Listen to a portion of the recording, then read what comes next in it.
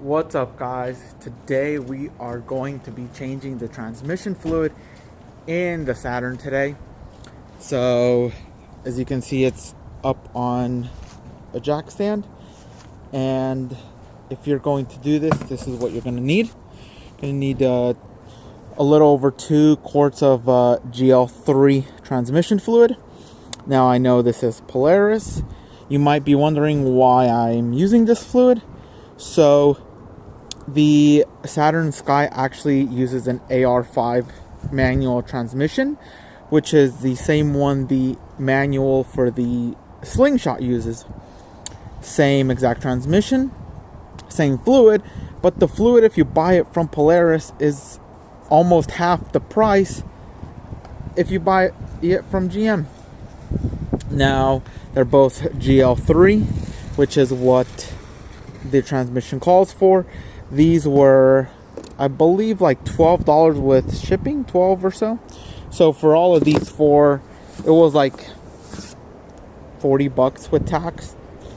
And then you're also going to need new drain plug washers.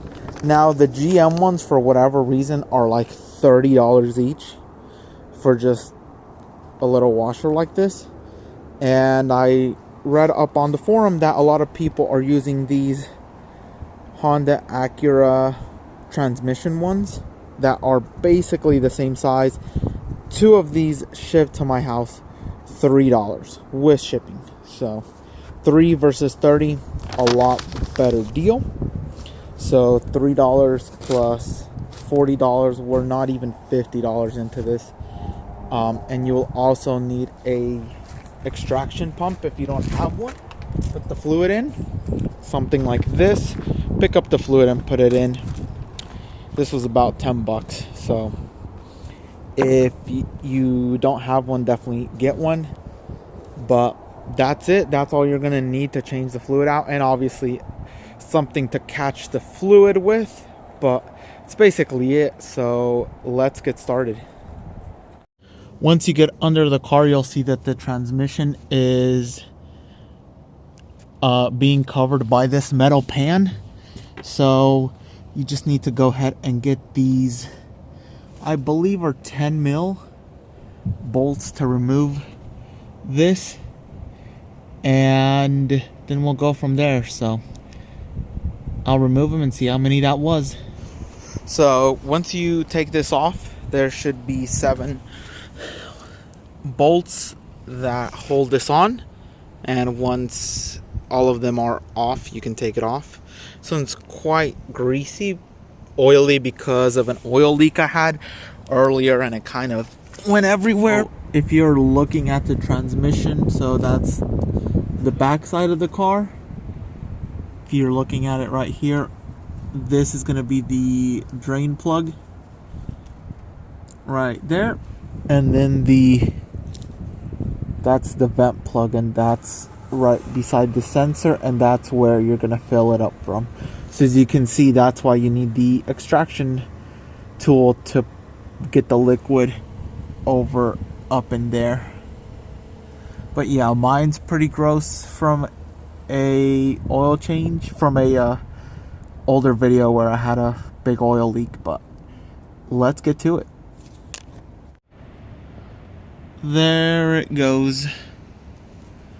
Looking very, not actually as bad as I thought. I thought it'd be gross in there, but it's actually kind of clear, which is crazy because I've owned it since 80,000 miles and now it has 150.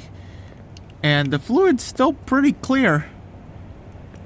I don't know if everyone's is like that, but this one is surprisingly not as bad as I thought.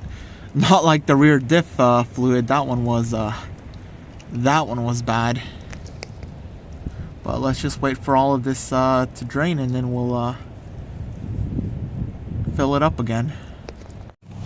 Yeah, so these were the fill and vent hole bolts.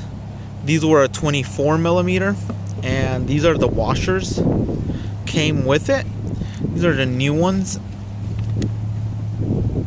As you can see, they're The new ones are just slightly bigger, but not by very much. They're pretty even. And again, for $3 versus $30 for one, I'll take the chance that these are gonna work good. But I'll link the place to buy the original and these, and I'll also put in the link to buy the fluid in case you want to go with OEM fluid, which OEM ones work great. No need to try to change it or make it better. I think this one works just fine. Alright, so all the fluid has drained, which it looks black because it's in this container, but it's not actually that dark, which I guess it's a good sign. Oh yeah, a little bit got on my hand, as you can see. Like, it's not awful, but it's good to change it out. Anyway, cleaned the pan just a little bit, and make sure you put the drain plug back in before you start trying to fill it. I'm probably not going to be able to do it with two hands, but film it and watch me putting it in. But yeah, just get your pump, suck the liquid, and then just start filling it from the vent hole, the top hole. That's not the drain plug that we took out. And I'll be back after I fill it so I can let y'all know how much fluid it took to actually fill it up to the top. Went ahead and filled it up. The transmission, I looked it up, is 2.8 quarts. Again, I bought 3 quarts, and just with the little filler there, sometimes it leaks just a little bit, so I barely was able to fill it up. I had maybe an extra, maybe here down of a bottle left after I filled it up. So pretty much try not to spill as much as you can, just so it doesn't, so you can fill it up all the way. But yeah, it's filled up, so let's just go ahead and put this back up, and yeah, that should be it. Pretty easy, nothing too complicated. We are now out on the road after completing the transmission fluid change, and yeah, so driving around, I would say maybe it feels just a little bit smoother, especially if you put it in manual and move it side to side. It does feel just a little bit less